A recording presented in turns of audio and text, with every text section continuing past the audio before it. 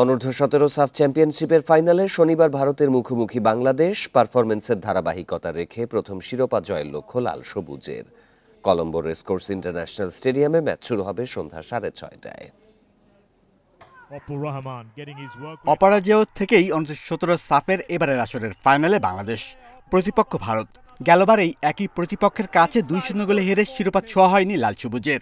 এবার প্রতিশোধের মিশন, স্বপ্ন ভঙ্গের হতাশা ভুলে এবার শিরোপার উল্লাস করতে চাই তপু নাজমুলরা। আমরা আপনাদের প্রত্যাশা পূরণের মাঠে নামবো।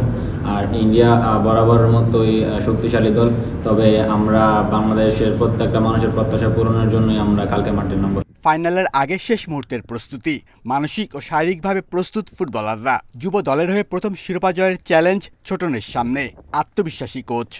আমাদের যে ভালো প্রিপারেশন হয়েছে, তারা যদি তাদের পরিকল্পনা অনুযায়ী খেলতে পারে এবং তারা যদি ঐক্যবদ্ধ থাকে এবং আমাদের যে গেম প্ল্যান এই অনুযায়ী যদি খেলতে পারে, আমাদের বিরাট সুযোগ আছে যে আমরা আমাদের লক্ষ্য সেটা আমরা পৌঁছতে পারব।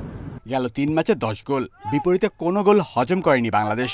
ফাইনালে সেই ছন্দ বজায় রেখেই ভারত বদের পণ 17 না পেরোনো কিশোরদের। Shamim Ahmed, independent news.